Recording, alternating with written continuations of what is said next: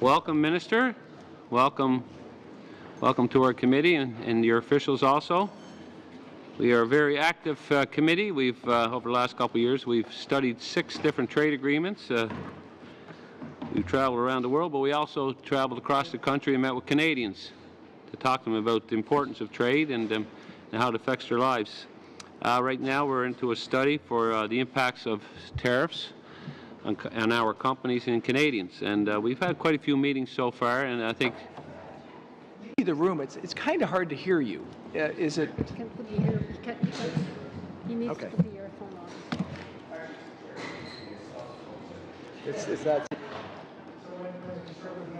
Okay, I'm going to hear them for sure. yeah, we turn it down. Okay. We'll get you wired up there.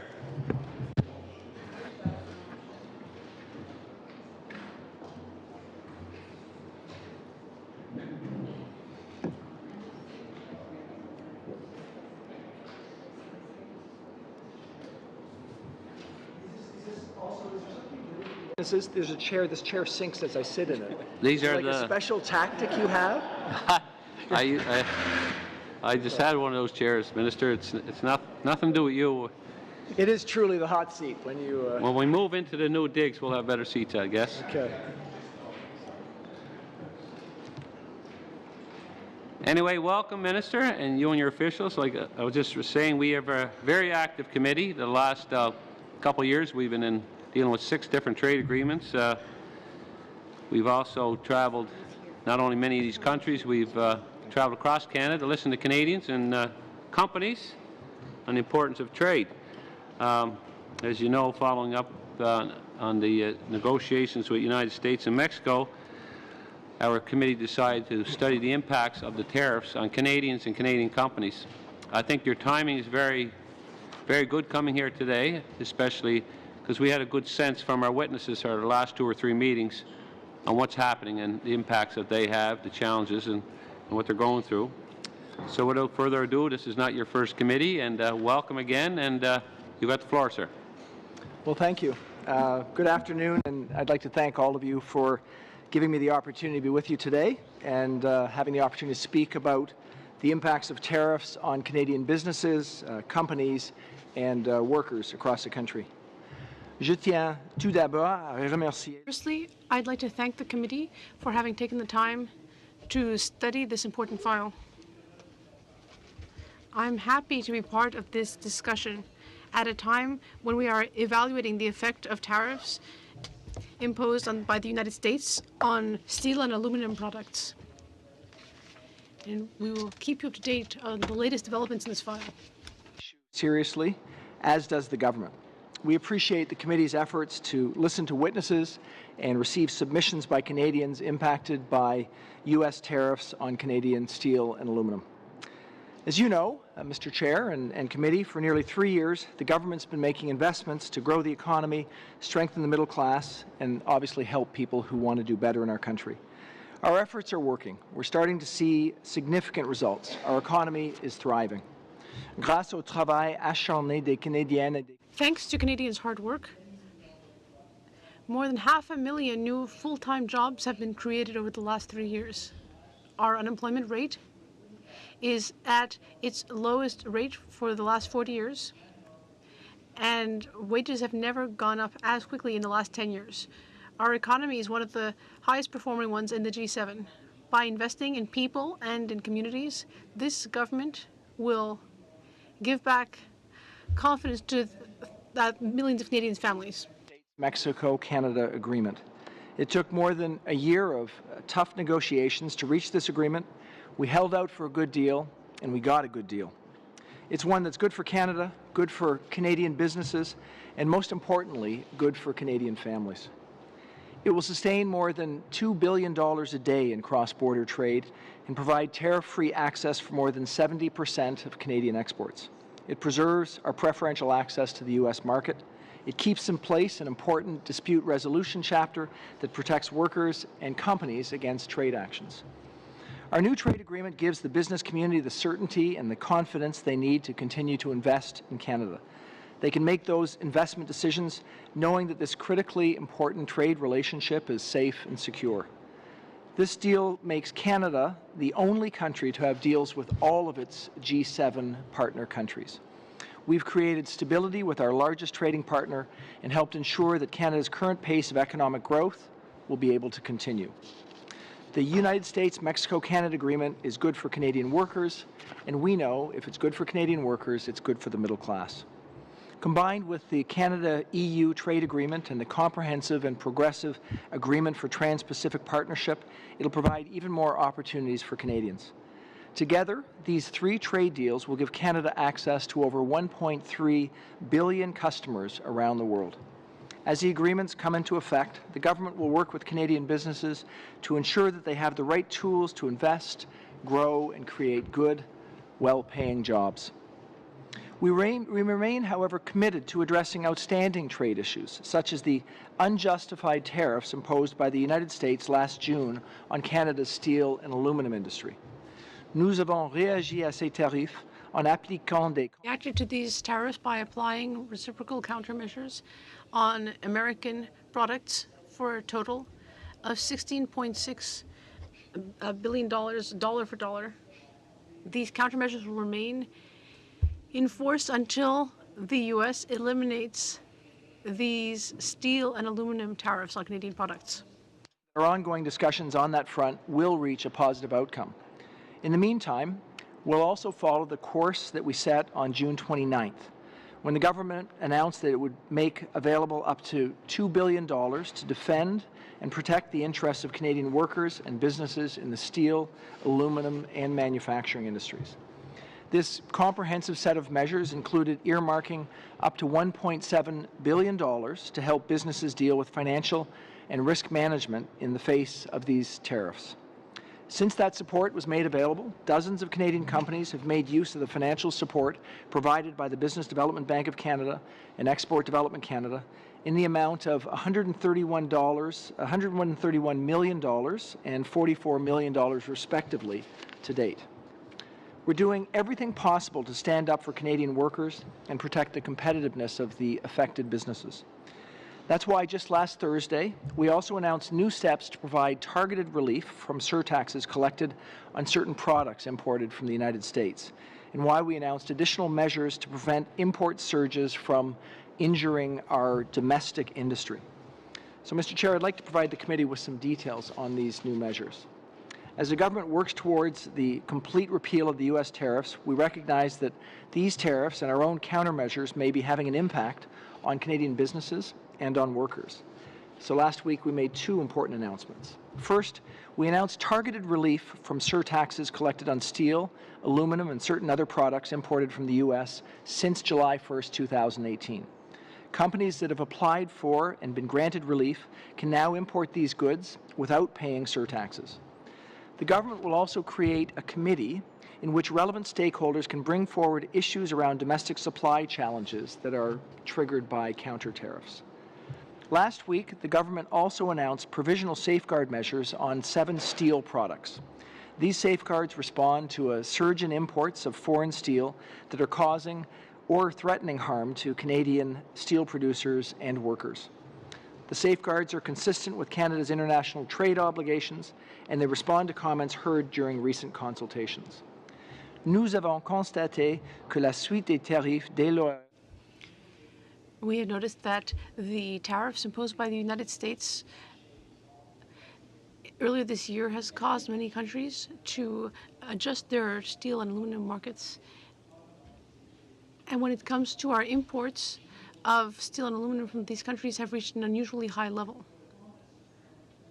In order to respond to this phenomenon, the imports of 7 steel products that are superior to the historical average will be subject to a surtax of 25% as of the 7th of October, the 27th of October.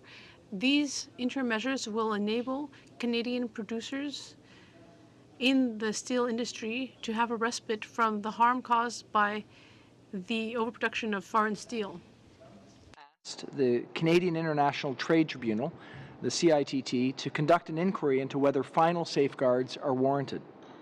We continue working with stakeholders to monitor steel imports and supply conditions in Canada. We stand ready to take further action to protect our producers and manufacturers and to stabilize the market. In closing, the government's created stability with our largest trading partners by reaching an agreement with the United States and Mexico. The result will be more stability and a greater level of confidence for the business community to make investments in Canada as well as in the other North American countries. We're equally committed to diversifying our trade beyond North America and around the world. Alors que nous poursuivons ce programme, Monsieur le Président, nous chercherons toujours à... Mr. Chair, we will constantly attempt to address any trade issues that remain, like the elimination of the unjustified tariffs applied to Canadian steel and aluminum. I would like to once again thank the members of the committee for their important work. I appreciate having the chance to give you this update on our most recent trade measures and on the U.S.-Mexico-Canada agreement that was recently signed. Thank you very much. Thank you for keeping it brief and gives us more time to have dialogue with the MPs. And I welcome the MP from Milton. It's great. Good to see you here. You can never have enough Cape Bretoners in the room. So, I agree. So it's good to see you here. So, folks, we're just going to go right down the list, and we'll run the clock as far as we can to 5 o'clock. So we're going to start off with the Conservatives. Mr. Allison, you got the floor. It was till 4:15. No, 6 o'clock, sir. Oh, sorry, okay. Minister, how much money has been collected in surtaxes to date? I'm not sure of the exact amount. Obviously, it's coming in on a day-to-day basis.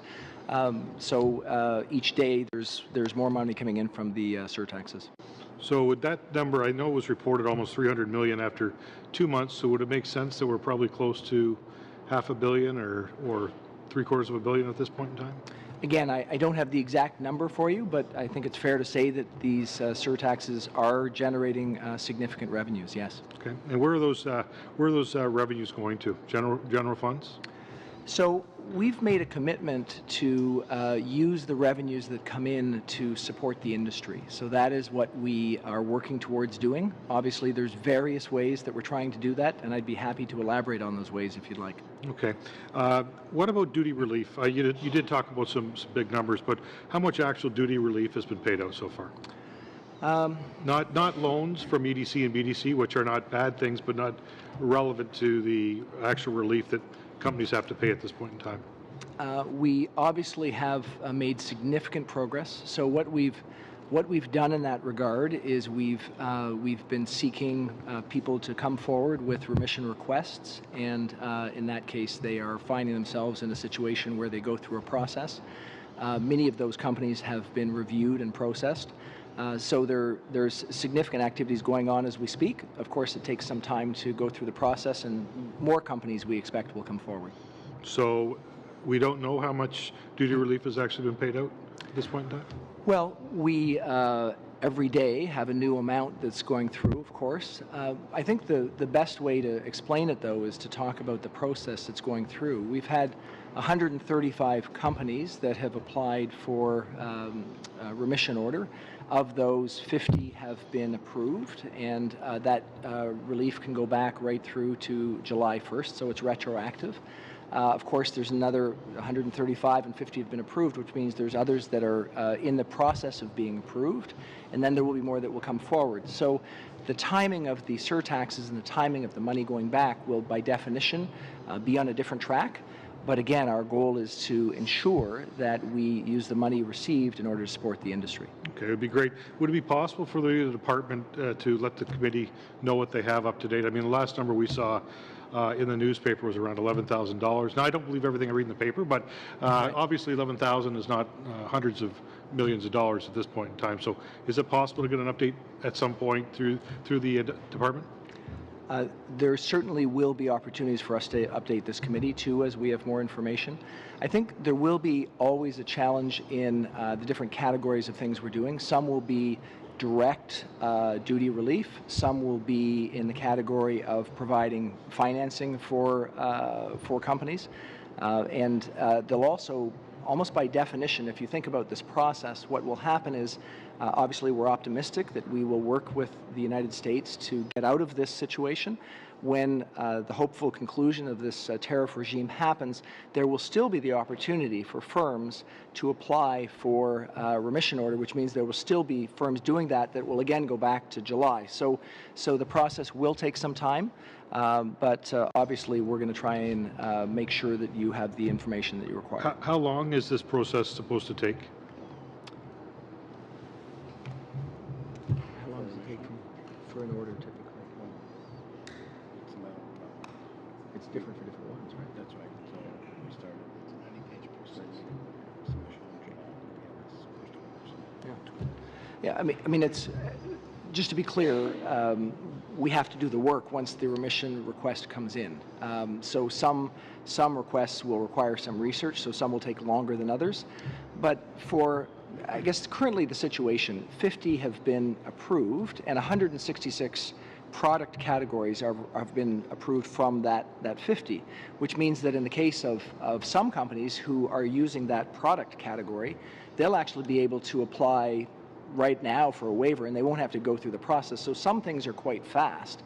Some things will take longer if there's new categories. I think that's the way to think about it. So it can be almost immediate for some companies if they're in those categories. For some, it might take a little longer. Okay, I just leave with a thought. I mean, this is certainly the first time in the history of free trade deals where there's actually more tariffs in place after a deal is finished than was done before the negotiations started. So we have talked to a number of companies. They are concerned greatly.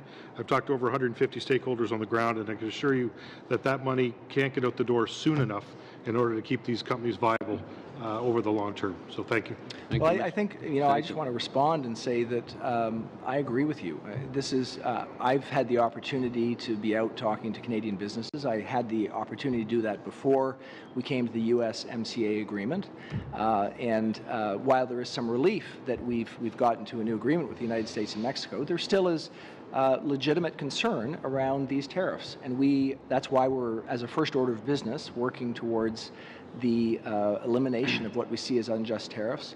And in the interim, we absolutely agree that we need to move forward as rapidly as we can to make sure that we find ways to properly deal with the not only the market stabilization, but also the real issues that are presented to some businesses that are users of steel. Thank you, Minister. We're going to go to Liberals now. Mr. Sheehan, you've got the floor. Well, thank you very much, Minister. I truly appreciate your work on this file. As you know, Algoma Steel and Sault Ste. Marie alone accounts for 40% of our GDP locally. It's utmost critical. Then you throw Tenaris in there as well, and the SMEs that are around that are working in the steel industry, and it's absolute critical importance. Can you explain to the committee? I was in Hamilton when they announced the $16.6 billion in retaliatory measures, and also the $2 billion in aid for the steel workers and steel industry. And at that time, they were looking at safeguarding 3 product lines, if you will. Last week, you announced 7, and I was pleased because Algoma Steel produces the heavy steel plate, but they also produce the rolled steel as well. How did you come up with those 7, and what was the process that was involved? Well, maybe I can step back and consider goals. So our goal, obviously, is to stabilize the market. So we don't want to have a flood of steel from other countries coming in that's been diverted from the U.S. market and stealing the market from Canadian producers. So that is our goal. So in terms of considering how to move forward, I think the reason that the early assessment might have been 3 categories was those, in all likelihood, I don't know the 3 categories you're talking about, but those are probably the categories where there was the most immediate and obvious diversion of steel from other countries coming into the country. We had to do, though, a broader analysis to look at all categories of steel to consider where we saw that the potential harm or instability of the market could actually occur.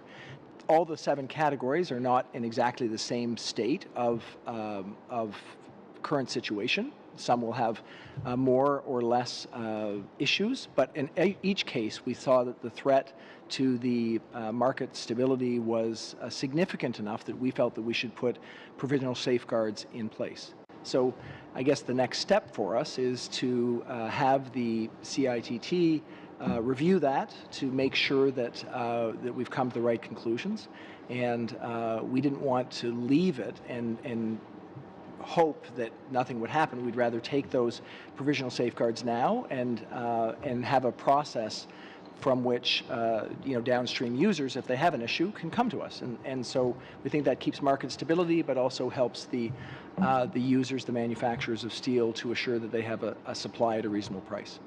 And I just wanted to thank you. I think that the response has been quite quick in response to the tariffs.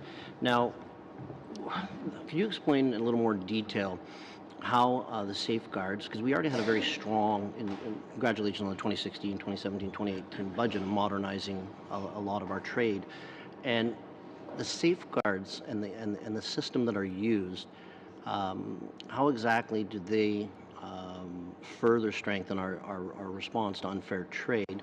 You touched on some of the other countries that might look at diverting their steel that was destined to the United States to other markets like Canada.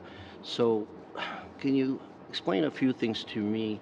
And I was glad to hear that you're positive, and I'm positive eventually there will be some removal of the tariffs. Would we keep those safeguards in place in the future, even if the United States, or when the United States removes tariffs on Canada?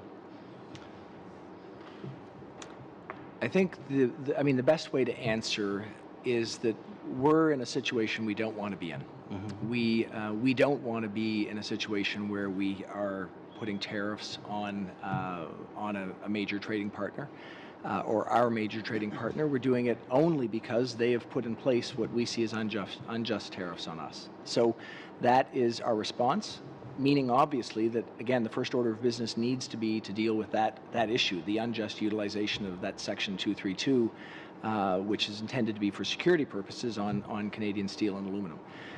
The response to the tariffs and then the eventual response to safeguards and remission orders, all that activity is from that initial unjustified action. And so clearly our goal is to get rid of the tariffs, get rid of the safeguards, get rid of any need for any of these remission orders or duty relief programs, so that we get back to an appropriately free market between Canada and the United States on what is a significant industry on both sides of the border.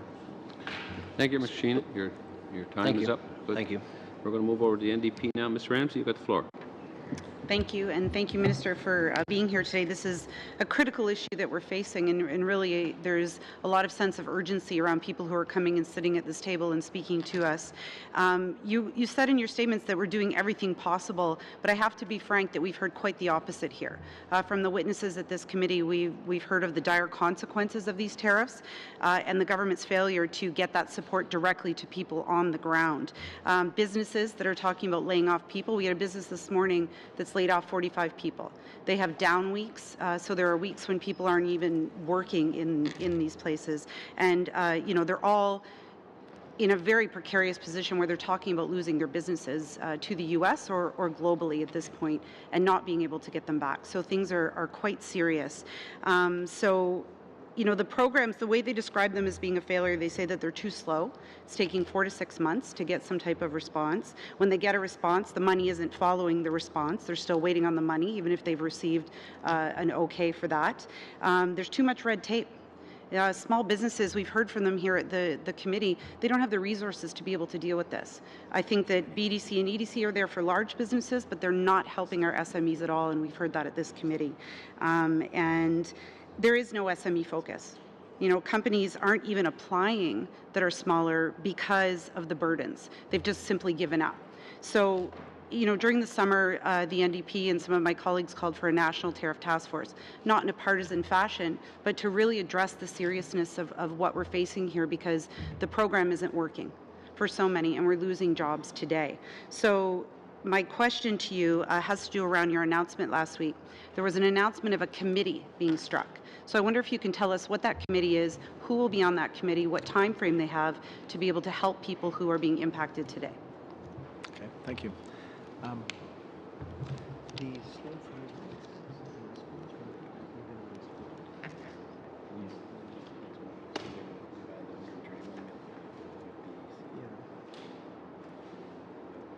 Minister, if you ever have if you need to get back on a question, or No, you can, I just would like to clarify something that Okay.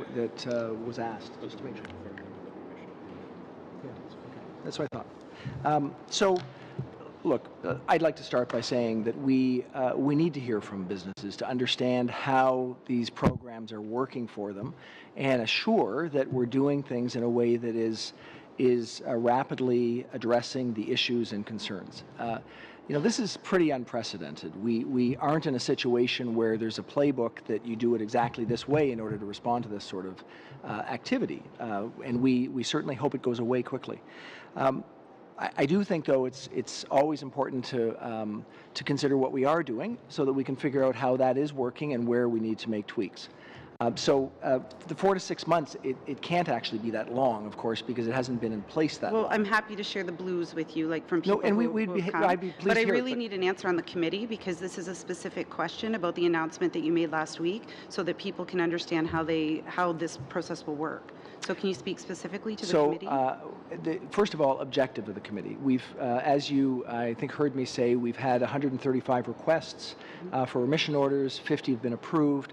There will be some people for which they do not get approved because it doesn't look like they are in a situation where there's a current demand. Of course, that situation is quite dynamic because the market will change. So in setting up a committee, it will enable us to look at, the people that aren't approved. We don't have all the details for the committee for you as yet, because we're not at the stage where we've put that into place. We're moving quickly in order to deal with the remission orders. I think it is going actually quite quickly. The money from the remission orders is immediate. So the money should be coming. So we've heard otherwise here. We've heard that the money isn't flowing. Well, we've heard about the timeline. We very much appreciate you telling. Yeah, I'm happy to share the blues from the committee with you on that testimony. And that's important for us to get, because we'd like to respond to that. This committee, this is an emergency situation. I'm from southwestern Ontario. My riding is Essex. Windsor-Essex is the backbone of our, manufacturing sector, and we're already losing jobs. So this committee, you don't have any timeline then on when it will be struck. And from what I hear, you're saying to me that the people that have applied are people who are likely to be on that committee. So I'll leave it at there, and hopefully we can get some more information from the department on the specifics of that committee and the timeline around it. The other thing that I want to ask you about, we've heard also dire warnings that the need for relief will only increase the longer that these tariffs exist, and the support package will not sustain businesses. It's a Band-Aid solution that will, hopefully help them in this interim, although we've heard otherwise here. I want to ask you, not everything has been safeguarded. I can tell you that Atlas Tube from my riding has asked for a hollow structural Ms. steel. Ramsey, your time is up, so you won't be able to get a question in. But I think you might have some time in the second round. Okay. So we're going to have to move on, and we're going to move over to Liberals. Madam Ludwig, you have the floor. Thank you. And thank you, Minister, for joining us today. I'm pleased to put my question forward and share with you what I've heard from some of the businesses in my riding of New Brunswick Southwest. So over the course of the summer, I had the opportunity to speak with a number of Atlantic Canadian fabricators, and here are some of the impacts on the tariffs that they discussed with me. The first one is the limited supply in Canada for certain shapes of steel, the longer time frame for sourcing alternative supplies, the profitability of currently quoted work and work in progress, as well as the need for relief on the cost impacts and on imported U.S. steel destined back to the U.S. that's been fabricated. So I'm just going to start, Minister, with two questions. The first is, would you please explain how remission orders will relieve certain market participants from pressure they are currently experiencing? And my second question is, how has the government been consulting with small to medium-sized businesses to explain the tariffs and connect them with the necessary supports? Thank you.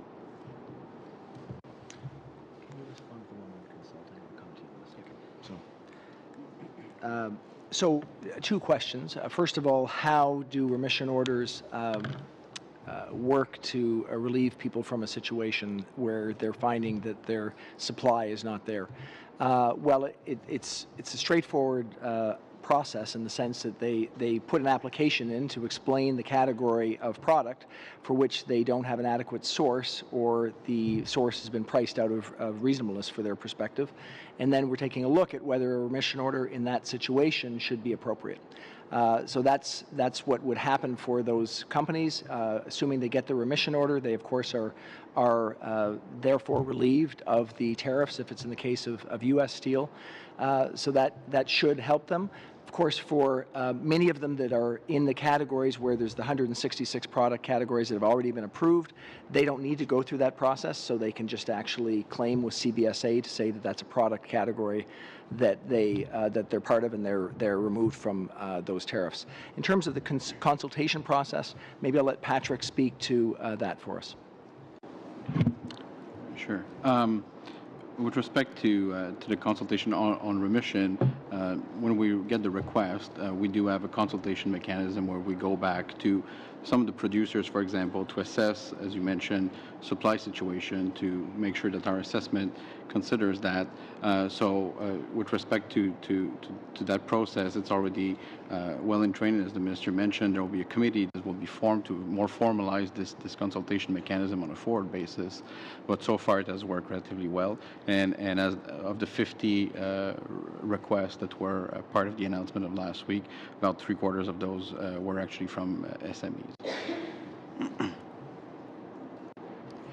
So a second part to that question then. From my years from teaching international trade, one of the common denominators I found with small businesses is they're busy making payroll, and it's very hard to find out, to know what they don't know. And so I'm wondering, is the government working with the regional development corporations, the Canadian manufacturers and exporters, and other organizations like that? I know we have EDC and BDC, but really ground level for really small businesses.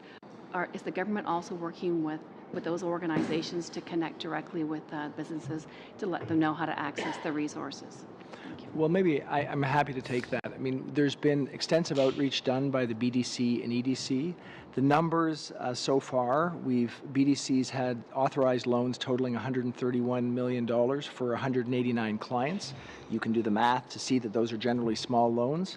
EDC tends to be slightly larger, but they're still not large organizations in the sense that their support is so far $44 million for 24 clients.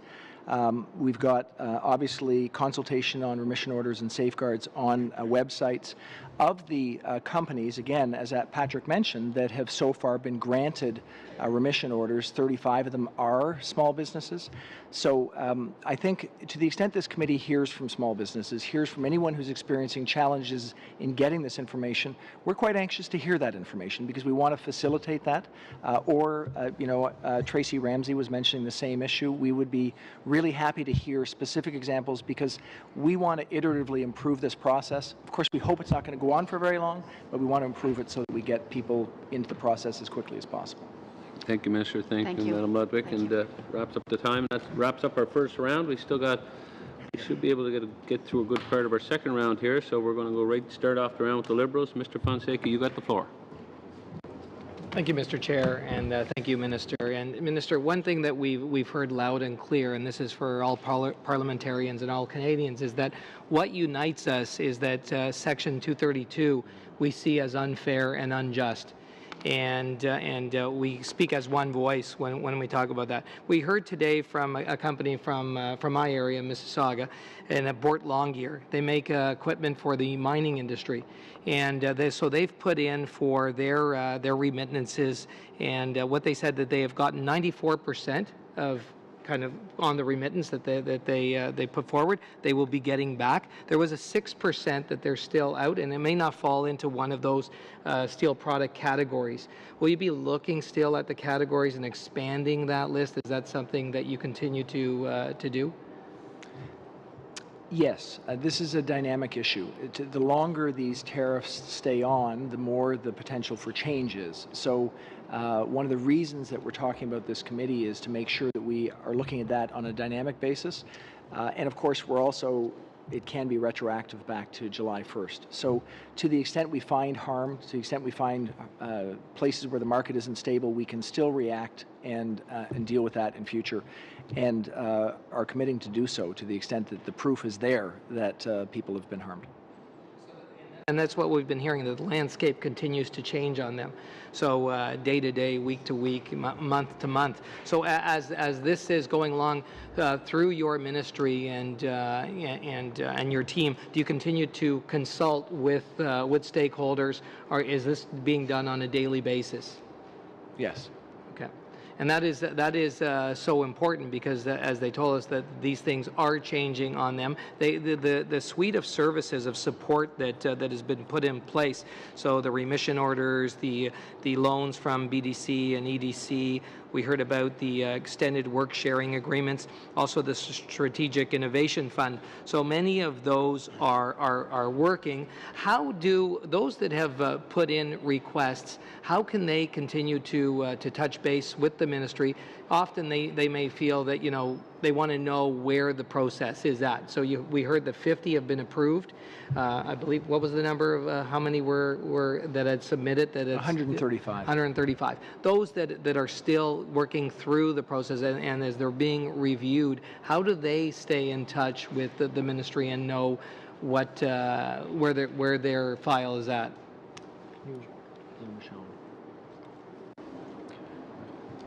So it is very much a process that's ongoing. It's an ongoing dialogue with the companies that request that, and also, as I mentioned during the consultation, with some of the producers with respect to their supply situation, it's an ongoing dialogue with them as well. So for most of the requests, we're very much in touch, and there's a lot of back and forth with the companies, so they know where it's at in the process. Of course, at some point, there's a cabinet process to approve, like the ordering council that went last week, where there's a bit of no information can be provided, but in terms of the assessment, this is very much a back and forth exercise. Thank you. Another thing that came up was around looking at a quota system. And we've heard some that would be maybe in favor and look at the advantages of that, some saw it as a disadvantage and it wouldn't work. Can you speak to that? If it wasn't the tariffs, if we had a quota system, if that came into place? Well, what I think we've talked about is that we are in dialogue with our U.S. counterparts. So I had the chance to meet last week with the Treasury Secretary, Stephen Mnuchin, to talk about this issue. I know that my colleague, Chrystia Freeland, is in communications with the United States Trade Representative. And the goal is to move away from the current situation. We're really not going to negotiate in public in terms of the actual approach that we're trying to take, but what are our objectives would be the best way to start. So we want to make sure that the market is stable. We want to make sure that we don't have harm to either our steel industry or to the users of steel. So it's getting that balance, which is the objective. And clearly, we want to move away from the current situation. So the mechanism to do that, we're not at a stage where we're able to be talking about that because it's not close to being done. Okay. Thank you. Thank you, and that pretty well wraps up your time, and we're going to move over to the Conservatives. Mr. Carey, you got the floor. Thank you very much, Mr. Chair, and thank you, Minister. This is a dire situation, and businesses in front of us, they need some straight answers, so I was wondering if you could answer this question with a yes and no. Have you received assurances that the tariffs on Canadian aluminum and steel would be lifted? Again, we are working together with our American counterparts, and I'm cautiously optimistic that progress is being made, but we do need to continue in that discussion in order to get us to a conclusion that meets our objectives. Respectfully, Minister, today you're talking about processes, and the businesses in front of us, they're talking about keeping their doors open. They're talking about maybe leaving Canada. Very patriotic companies that want to stay here, but because of the situation, they may have to leave. So they may not share your optimism, but you're saying there are no assurances that these will even be lifted? Is that what you're telling us? Maybe I can step back. We were not the ones to put in place this Section 232. We are responding to what we think is an unjust action by the U.S. government. We're responding in a way that allows us to, at one point, at one stage, obviously do the negotiations and behind the scenes to make sure that we are trying to deal with the issues around keeping the market stable and the issues of downstream users. I'll acknowledge that this is a situation that we don't want to be in. So we don't want businesses to be in this situation. So therefore, that's the reason we've taken extraordinary action. Extraordinary action around safeguards, extraordinary action around remissions offers, put in place duties relief programs so that people who are clearly fabricating steel coming from the United States and sending it back. Yeah, so there are multiple things that are going on that are, in our estimation, what we should be doing in the face of this, what we think is an unjust action. Well, I think we can agree with that, but respectfully, Minister, we just kind of negotiated away all our leverage. We've signed an agreement, and the companies in front of us, they need to make business decisions. And you mentioned that the program that you have in front of these companies, we've heard today, and I'll echo what my colleagues have said, this is an emergency situation. These businesses are making decisions now that can't last another 4 months, and the program you have in front of them, frankly, it's broken. So it's not working, and what I'm relaying to you, because obviously you're not getting the message, it is an emergency dire situation for our manufacturing sector. If we lose these jobs, they're not coming back. They will not come back. So I was wondering if you could share with the committee here, the program you have is not effective, it's not working. Can you give us details of what you're going to put forward over the next few months so that we're not going to be losing these businesses? Can you give us those details? We actually see that the measures that we put in place are having a significant impact. So I think it's fair. From whom, Minister? Or who are you hearing that this is actually working? So again, there are 189 clients who have authorized loans from the BDC. There's 24 clients who have authorized. Loans don't work, Minister. They're saying the loans are not working. They can get loans. They can go to the bank. They're in a financial situation. They can get the loans, but they need relief, and they need immediate relief, sir. This is an urgent situation. We're sitting with CEOs of their companies that are telling us how urgent this is, and they need relief now. So I was wondering if you could detail what you're going to be doing that'll give them the relief now so we don't lose those businesses. Well, I'm pleased to continue detailing what we're doing. So by putting in place loan programs that are demonstrably working for a significant number of companies who've taken them up, by putting in place duties relief programs that a significant number of companies are using. Can you name Mr. Kerry, give the Minister, just give him some breathing room to finish his answer. 5 minutes, so, Chair. By putting in place, 5 minutes. I think the rule is I can speak as long as the person who asks a question. Is that I'll just remind MPs and the Minister, keep your questions short and let the Minister finish his answer, and I think you'll get more information. So go ahead, Minister. So there are clearly demonstrated companies who are making use of this because the remission orders are moving forward on a significant number of companies. I think what you're identifying, and I think it's important for us to listen to us, is that we need to keep our ear to the ground to make sure that we, to the extent there are issues, that we improve this process, which, as I mentioned, is really unprecedented. So we are keenly interested in getting the information from this committee on what you've heard specifically. We are seeing many companies make use of the remissions process, make use of the loans. We're aware of many companies that are using the duties relief program. So, and there will be more that will come in. And there's every expectation that those will continue to come in even after this tariff action is, we hope, resolved. Thank you, Minister. We're going to move over to Liberals now. Mr. Peterson, you got the floor. Out of touch. Thank you. Totally out of touch. Thank you, Mr. Chair. I appreciate it. Thank you, Minister, for being here. Thank you to the officials from your department as well for being here today. As you indicated and as you properly noted, this is a dynamic situation, and I don't think there's a one-size-fits-all solution. It's clear that the suite of relief measures are working for some who have applied, but it's also, I think we all agree that we want it to work for everybody that's eligible. So I think we're all in agreement that that's the goal here of this committee. I mean, the ultimate goal, obviously, is to get rid of these tariffs, unjustified tariffs. Short of that, we need to have, I think, a relief program that ensures that everyone eligible for the relief gets it in a timely manner. And I think we can all agree with that. And whatever steps you can take to make sure that happens, would be most appreciated. I want to talk about a little case study from my riding. We have a lot of manufacturing in my riding, but not so much steel and aluminum. But I have a rather large building product supply company that rely on aluminum for things such as eaves trough, siding, and those types of products. The problem is they can't buy any of their inputs from Canada. They buy all their inputs from the States, which is obviously taxed and tariffed as it comes north, and then they sell a lot back to the States. So they're getting a double whammy, so to speak. And we're helping them navigate through some officials from your office, and we've been, I think, successful in getting them hooked into the program that applies to them. They were I think, will be able to apply for some of the stuff that was announced Thursday.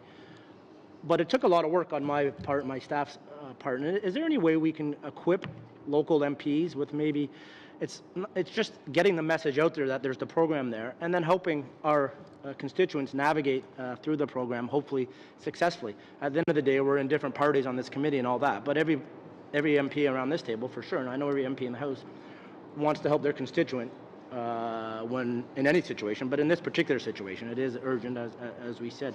Is there something that we can do? I know just maybe you can elaborate on some of the communications tools that are out there. Is there anything on the finance website that we can direct our constituents to that maybe wasn't there even a week or two or a month ago?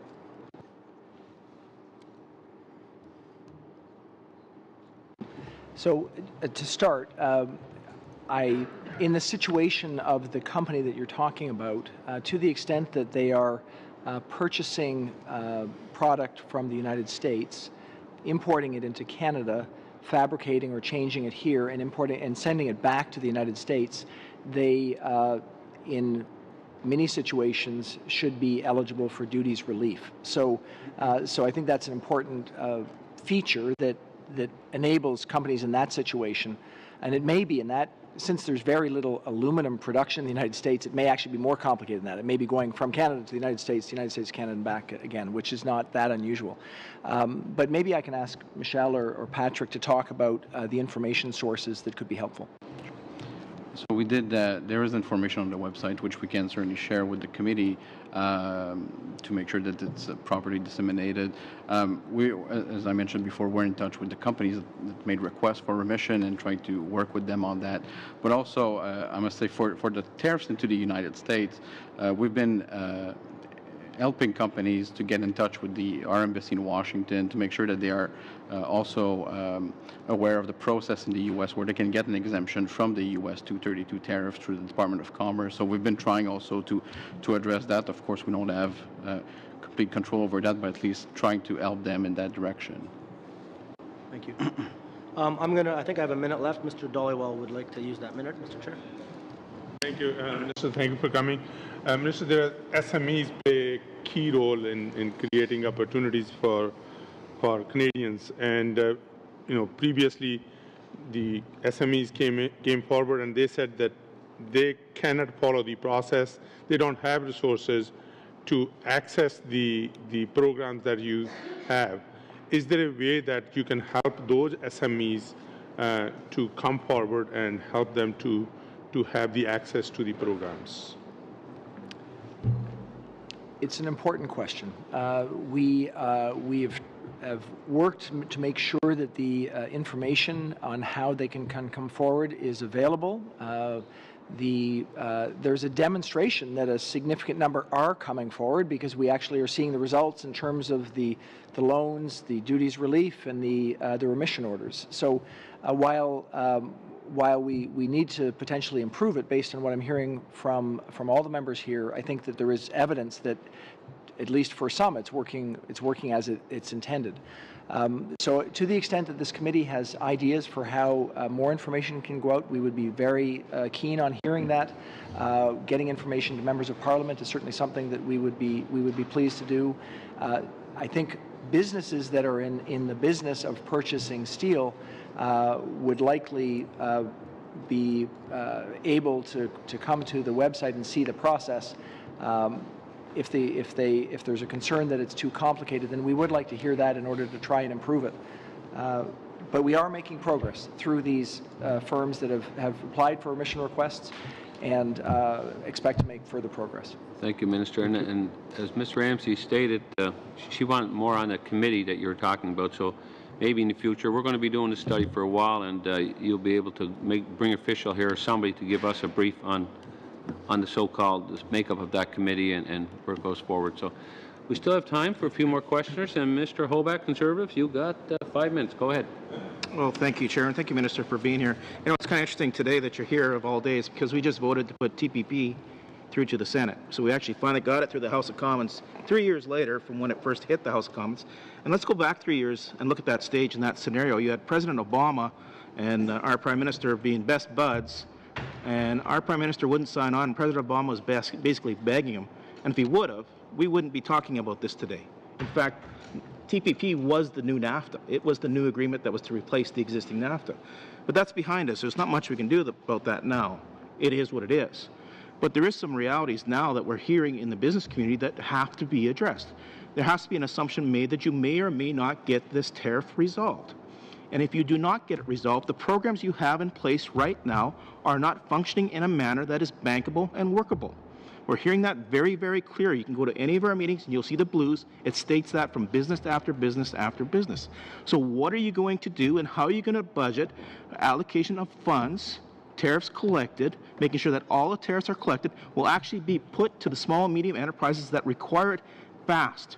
And how do they make that programs in such a fashion that it's bankable? So when they start to put out their price list next week, they know exactly what they're paying for their steel and they know exactly what they're going to get back from their government. Because right now they don't know.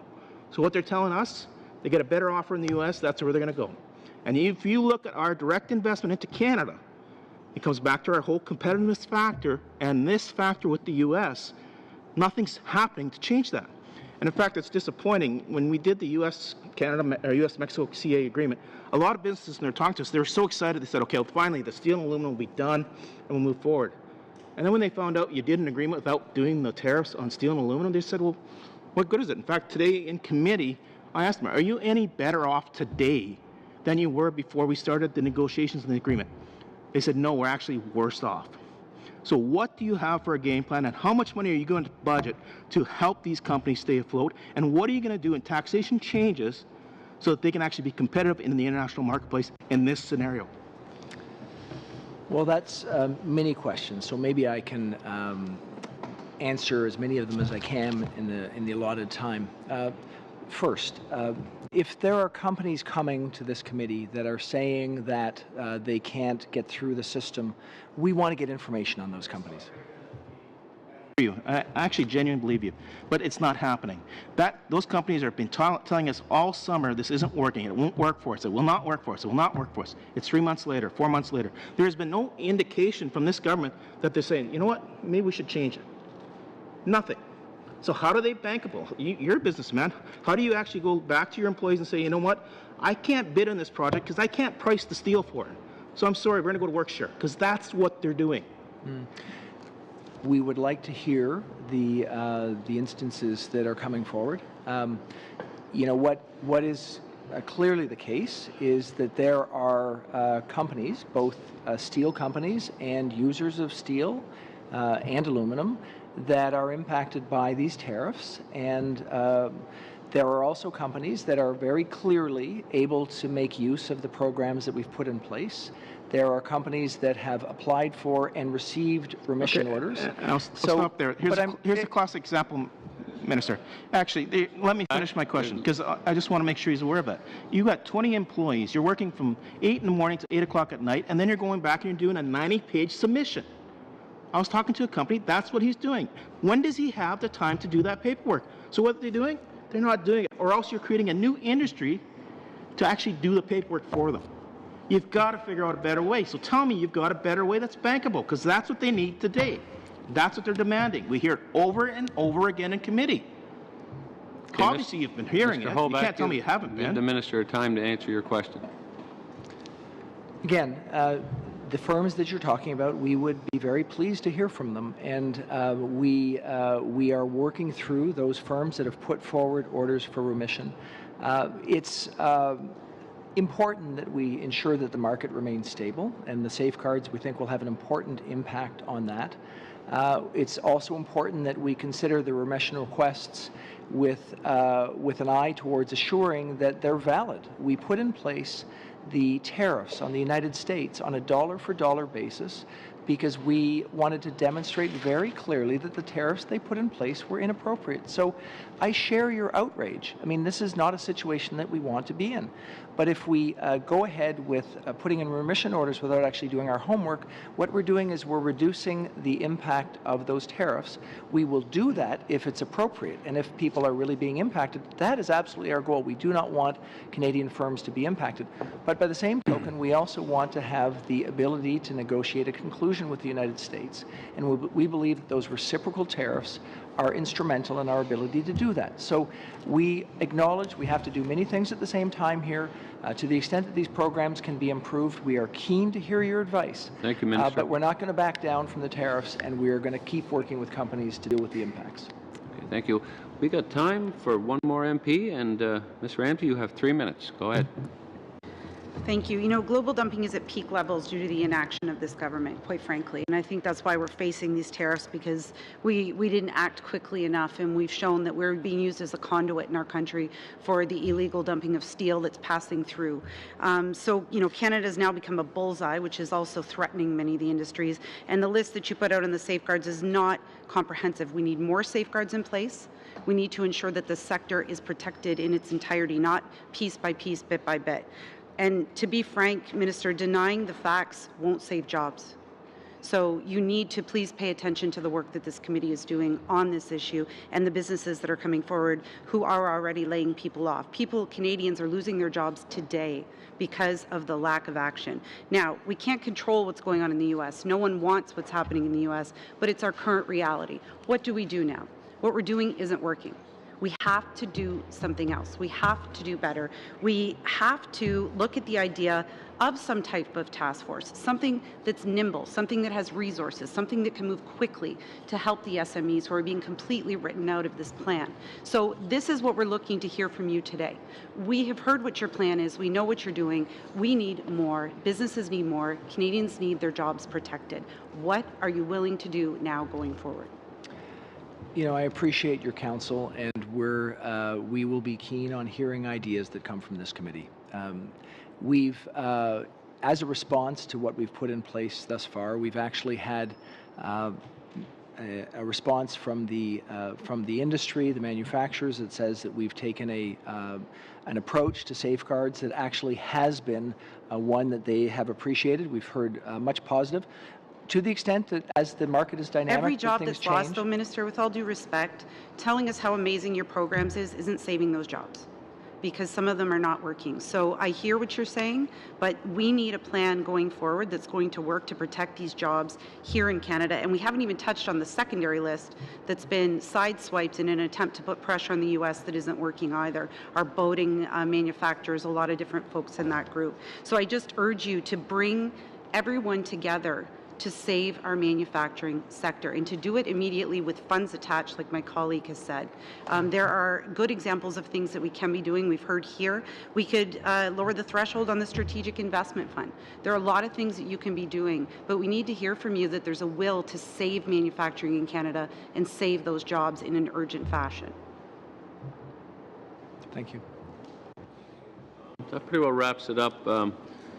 So, Ms. Ramsey, you had a question that you want followed up by the Minister officials, and I think, Mr. Allison, you got one quick question that you want maybe the Minister or his staff to come back with? Yeah, so if I could just ask the Ministry to provide numbers for our next meeting. How much has been collected in duties so far, or surtaxes, and how much has actually been paid out under the various programs? And once again, we appreciate the numbers at EDC, BDC, but that's not actual tariff relief. So we're looking for those numbers, and as of the 15th, which would have been in the middle of the month, so for the first 3.5 months. If we could have that for our next meeting, that would be very helpful. Whenever they can get it. So thank you, and that wraps up with the MPs. So Mr. Marneau, Minister, thank you for coming. The other thing is we're going to be doing this for quite a few more meetings, witnesses, so I think it would be good if some of your officials can come and attend and listen to some of the companies. It would be helpful for you, too, to have a knowledge on that, so that would be great. We are absolutely pleased to have people here to listen. I'm being quite sincere with the group. You're hearing things from businesses that we may not have heard, so we want to get that information from you. We want these programs to successfully deal with what we hope is a short-term problem. And while we see that there are some results coming, we are also very open to considering how we can improve those processes to ensure that that continues to happen. Well, thank you. It's been a big day. We had 2 meetings today, so we had our sleeves rolled up, and we got a lot done, and everybody had good patience. So that ends the meeting for today.